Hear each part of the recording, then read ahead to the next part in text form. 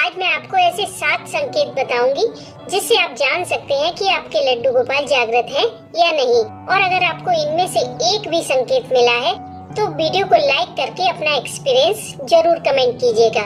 दोस्तों, लड्डू गोपाल की सेवा करना हम सभी को अच्छा लगता है, लेकिन कुछ संकेत ऐसे हैं जिनसे हम पहचान सकते हैं कि लड्डू गोपाल हमारी सेवा से खुश हैं या नहीं। और ये संकेत समय समय पर हम सभी को मिलते हैं, पर हम उन पर कभी ध्यान नहीं देते। और ये संकेत उन लोगों को ज्यादा मिलते हैं जो लड्डू गोपाल की सेवा अपने भाव के द्वारा ज्यादा करते हैं, जिससे वो सेवा करते करते ये भी भूल जाते हैं कि वो भगवान हैं। तो पहला संकेत है कि घर में दूध, दही, घी, मक्खन इत्यादि की कमी न होना, क्योंकि लड्डू गोपाल को दूध, दही, मक्खन बहुत पसंद है। तो जब भी वो अपनी सेवा किसी को देते हैं तो सबसे पहले वो इन्हीं चीजों की व्यवस्था करते हैं ताकि उनकी सेवा किसी को बोझ ना लगे, क्योंकि उनकी मर्जी के बिना उनकी सेवा कोई नहीं कर सकता। तो अगर आपके घर में इन चीजों की कोई कमी नहीं है तो आप श्योर हो जाएं कि आपके लड्डू गोपाल जागृत हैं। दूसरा संकेत है उनके कपड़े।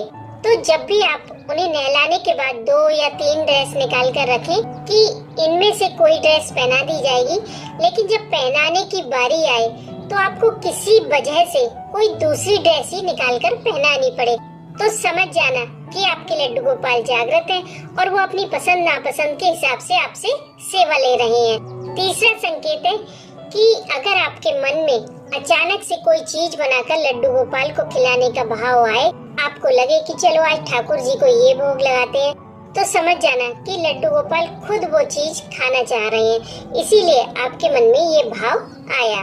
चौथा संकेत है कि कहीं बाहर जाने से पहले जब आप लड्डू गोपाल से इजाजत लेने जाते हैं, तब अगर आप देखें कि उनकी बांसुरी कहीं पड़ी है, मुकुट कहीं पड़ा है, पगड़ी कहीं पड़ी है, तब आप समझ जाना कि आपके लड्डू गोपाल जागृत हैं और वो आपके साथ जाने की जिद कर रहे हैं। ऐसे में अगर साथ ले जाना पॉसिबल ना हो तो आप उन्हें घर में ही थोड़ा घुमा दीजिए, जिससे उनका मन बहल जाएगा। पांचवा संकेत है कि जब आप सुबह उन्हें स्नान कराने जाएं, उस समय सारी तैयारी करने के बाद भी आप बार बार कोई चीज भूल जाएं और आपको बार बार उठना पड़े, तब आप समझ जाना कि आपके लड्डू गोपाल जागृत हैं और वो आपको बस थोड़ा सा परेशान करके खुश हो रहे हैं। दोस्तों, छठा संकेत ऐसा है जो हर किसी को नहीं मिलता। इसे वही महसूस कर सकता है जो लड्डू गोपाल को अपने हाथों से कुछ बनाने की चाहत रखता हो। इसे महसूस करने के लिए आपको लड्डू गोपाल के पास जाकर बस ये कहना है कि आप उनके लिए कुछ बनाना चाहते हैं, जैसे कि ड्रेस है, स्वेटर है।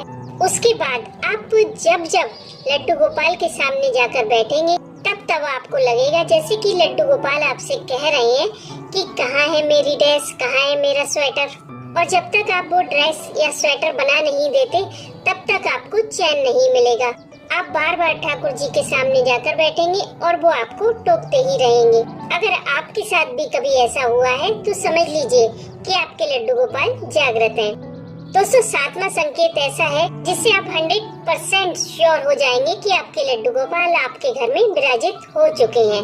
ये संकेत थोड़ा सा अलग है, जैसे कि आपकी कोई चीज घर में ही कहीं खो जाए या फिर आप खुद ही उसे कहीं रखकर भूल जाएं, और जब आप उसे ढूंढते ढूंढते ढूंढते ढूंढते परेशान हो जाएं, सारे प्रयास करके हार जाएं, तब आप लड्डू गोपाल के पास जाकर जब उनसे अपनी परेशानी कहेंगे, तब उसके बाद आपको वो चीज ऐसे रखी मिल जाएगी जैसे कि उसे किसी ने वहाँ लाकर रख दिया है, और आप सोच में पड़ जाएंगे कि अभी तो मैंने यहाँ ढूंढा था, तब तो ये चीज यहाँ नहीं थी।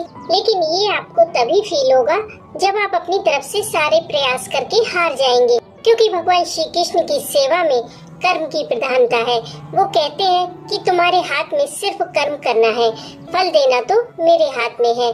इसलिए जब हम अपना 100% लगा चुके होते हैं, उसके बाद की बागडोर भगवान श्री कृष्ण खुद संभालते हैं। तो अगर आपको भी इस तरह के कोई संकेत मिले हैं या इससे भी अलग कोई संकेत मिला है तो कमेंट बॉक्स में जरूर शेयर कीजिएगा। लेकिन अगर आपको ऐसा कोई संकेत नहीं मिला है तो आप अपने लड्डू गोपाल की थोड़ी सेवा बढ़ाइए, थोड़ा प्यार बढ़ाइए, अपने आप को उनसे कनेक्ट करने की कोशिश कीजिए, अपने हाथों से उनके लिए कुछ बनाइए। 24 घंटे में से थोड़ा समय उनके साथ भी गुजारिए। अगर कुछ नहीं कर सकते तो सिर्फ उन्हें राधा नाम सुनाइए। फिर देखना आपको भी कुछ कुछ फील होने लगेगा और जो होगा वो सबसे अलग होगा।